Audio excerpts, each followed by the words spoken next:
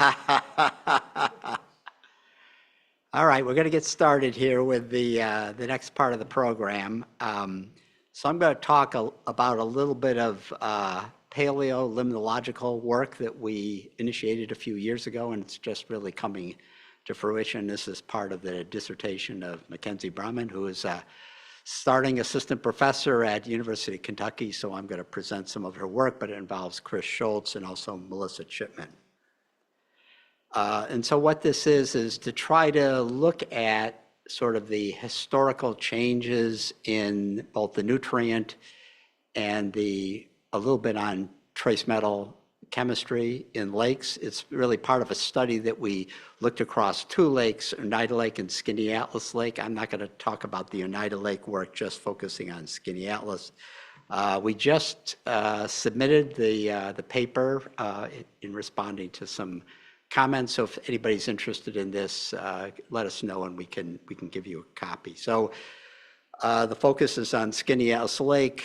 We collected sediment cores to look at changes in the processing of materials over time at cores collected in the north part of the lake and the southern part of the lake. So you're all experts on the lake. You know that it's a relatively deep lake. It has a very small watershed relative to the lake surface, and it's obviously a highly oligotrophic lake. So these show you some photos, or not really photos, but images from Chris earlier about the nature of the sediment materials for the cores that were collected at the north end of the lake and the south end of the lake, and try to emphasize some of the characteristics that Chris talked about earlier, that the southern end of the lake, relatively undeveloped, relatively steep slopes, because we'll see different patterns in terms of the north and south end of the lake.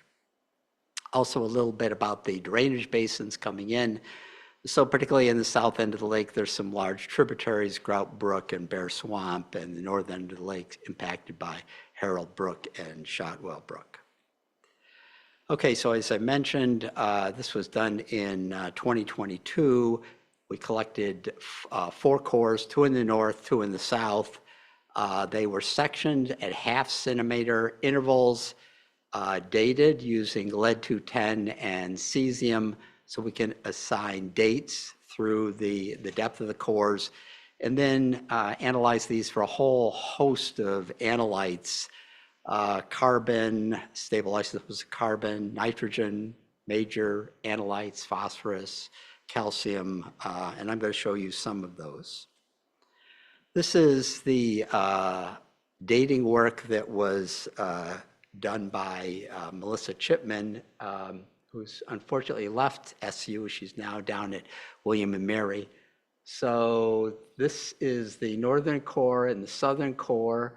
This is the date that's assigned, and you can see the depth of the lake from the surface of the sediment down to the depth, and the assignment of the date. So you can see this extends the record over a couple hundred years. So it's really a long-term perspective. Part of the motivation for the study was really to try to look at the long-term changes that have happened in the lake. And some of you remember the 9-element plan that was mentioned earlier in the presentation. It's to try to put that present-day ideas about what's happening in the lake in terms of this long-term perspective. So one of the things I'm going to harp on is this piece right here, which is the mass accumulation rate. That represents the rate at a given point in time of the deposition of mass into the sediments that have accumulated within the sediments. And so if we start out in the southern core, that's right here, you can see that the mass accumulation rate back in the day was relatively low. Oops, sorry. Oh. And it's increased over time. A little bit unexpected for us is for the northern end of the lake, which it started out low, and then it increased over time. And then starting about 1970, we see a decrease in the mass accumulation rate. And so it's a little bit unexpected. Okay, so this, and I It's a little bit complicated, but what you're seeing here is on the left-hand side, the northern core, on the right-hand side, the southern core, and a series of analytes, and they're all oriented by the lead-210 dating. So this is earlier on, around the 1800s, and this is up to modern. And so you can see a number of materials. So we measure the concentration of these analytes, and we also take the mass accumulation rate times the concentration to look at the deposition or accumulation of these materials. So there's two drivers of the patterns that we see: the concentration in the material that's depositing plus the mass of material. So, but that's important to keep in mind in terms of the overall presentation. So if we can focus on what I showed you previously, the mass accumulation rate, you can see here for the southern core, the southern core, back in the day, relatively low rates, and then starting around the 1900s, large accumulations. Now, Chris and I argue about this. I view this as being very spiky, a lot of variation in the accumulation rate, which I attribute to the topography. He poo-poos me a little bit, so we go back and forth on this. If we go to the northern site, you can see again it is low, starts increasing in the early 1900s, increases and then reaches a peak around 1970 and has actually dropped rather substantially in the most recent years. And so this reflects the long-term settlement of this area, okay? So this area was populated, except for indigenous communities, a long time ago. After the Revolutionary War, it was deforested, a lot of agricultural activity, and that has fallen out to some extent. It's less prevalent than it was, and so we can see some changes over time in that. So as I mentioned, the increase or the decrease in the sediment accumulation rate that we see in recent years is a bit of a head scratcher. We've been sort of quizzing Rich Abbott to see if he can give us some insights in why this is, but it's a good outcome. It's a good outcome that the mass accumulation is decreasing, at least in the northern core, and it's consistent with some coring that we did in the early 2000s. So that is useful information. Okay, so if we look at the phosphorus that most people are interested in, let me start at the south. The phosphorus concentration relatively low, and then you can see, although it's fairly spiky, increasing over time, and then the concentration in the northern core shows a similar pattern, relatively low in the 1800s, and then starting in the 1900s, increasing. A lot of variation over time, but an overall long-term increase. If we take the concentration of phosphorus and multiply it times the mass accumulation rate, we get the mass accumulation of phosphorus. And so you can see here for the southern core, that's right here, you can see it's low and then it increases over time. And the northern core reflects a slightly different pattern. It's low, it increases around 1900, and then you could say maybe it reaches a peak, maybe it's decreasing a little bit. And there are two drivers of this that are opposing. One is that the mass accumulation rate is decreasing, but the concentration is increasing, okay? And then lead-210 dating, okay? But I'll do questions at the end if I get time. And then an interesting pattern that we're quite interested in that was mentioned previously is calcium. We see an increase in calcium, which is reflective of increases in calcium carbonate deposition, and this is a reflection of increases in productivity plus a warming of the lake, resulting in precipitation of calcium carbonate from the water column. So these are a few other analytes that give us insight in terms of the sources of material in the sediments. Again, the south and the north. On the far right-hand side is total organic carbon, and then stable isotopes of carbon, C13, and then the carbon to nitrogen ratio. These are reflective of materials. You see the total organic carbon concentration for both cores is relatively high back in the day in the 1800s, decreases to a minimum value when agriculture was peak in the late 1800s, early 1900s, and has been increasing back up coinciding with maybe this reforestation. If we look at the components of carbon, particularly the carbon to nitrogen ratio, the values are relatively low, which are suggestive of the importance of in-lake materials in supplying carbon, so macrophytes and algae and materials like that. People look at the carbon isotopes and the carbon to nitrogen ratio to try to sort out external sources from land plants versus algae in terms of sources of carbon for the material, for the sediments. So one thing we tried to do to put this all together is we did a statistical analysis known as a principal components analysis, and we found two aspects of the first principal component: mass accumulation rate and phosphorus accumulation rate strongly drive major changes. So a more negative principal component indicates a stronger input of mass accumulation and phosphorus accumulation. And you can see the patterns, the differential patterns for the core 1, which is in the north, and core 2, which is in the south. So you can see it was highly positive at lower mass accumulation rates, and then you can see a transition around the middle part of the 1900s, which has continued today.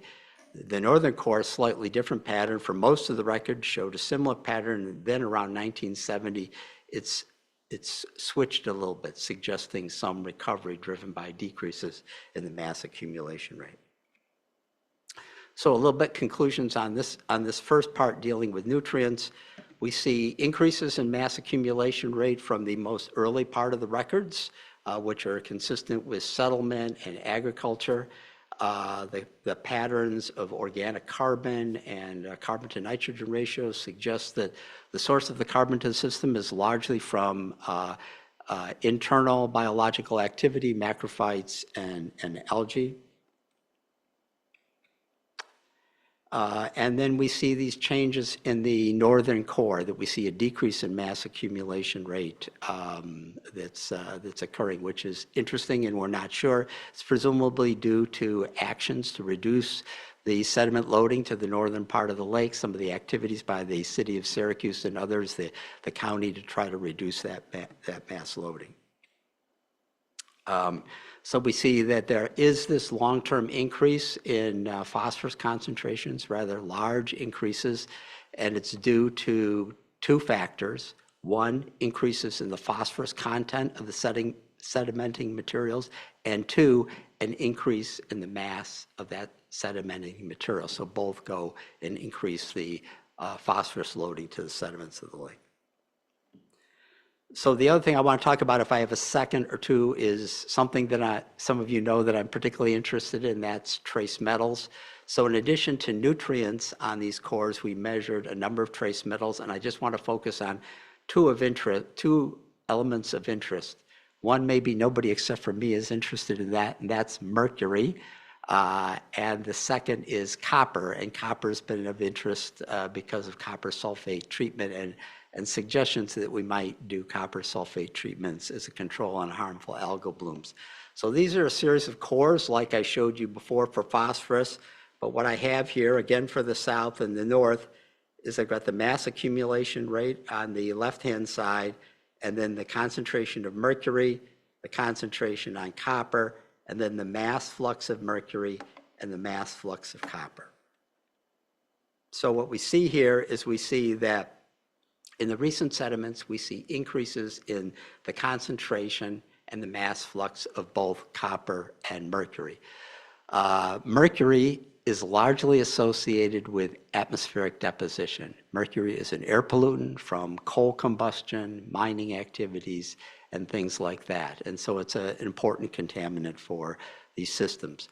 We do see some evidence in some of these cores. You see in the northern end that it looks like that there might be some decreases in recent years, and that's consistent with controls on mercury emissions in the United States. So if we look at this, we can use zirconium as a tracer of internal sources of mercury versus external sources, and we find that most of the mercury coming into the system is from outside sources, presumably atmospheric deposition. Steve told me I've got to move this along, so a little bit on copper. So copper sulfate was applied starting in the 20s to 1970. It's shown here on the copper slides for the north and the south. of the period, and you can see where that copper was added. Not surprisingly, we see large increases in copper concentration and accumulation in sediments, and we see some decreases in recent years. However, the surface concentrations are still quite a bit higher than background concentrations.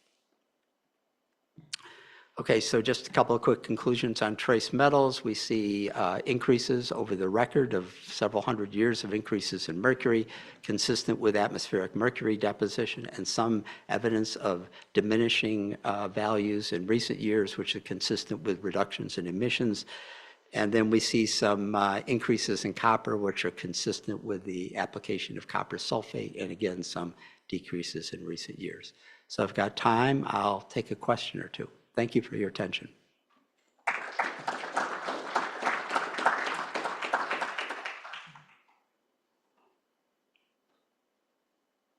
You gonna let me off easy?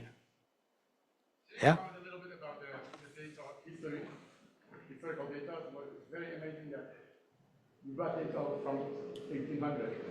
You comment on that? I'm sorry. Okay, yes. So what we do is we collect sediment cores into the lake down for some distance, and we section them in half-centimeter intervals.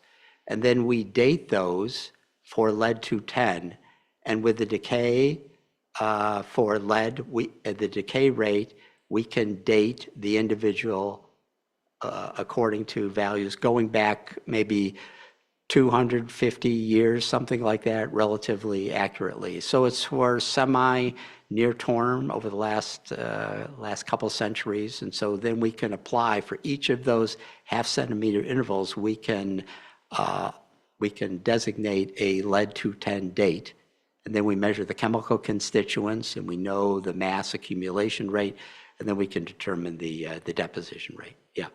And so we can look at how the lake has changed over a longer period of time and what were the conditions back really before a lot of human development and how it's evolved over time. So it helps us put the 9-element plan in perspective.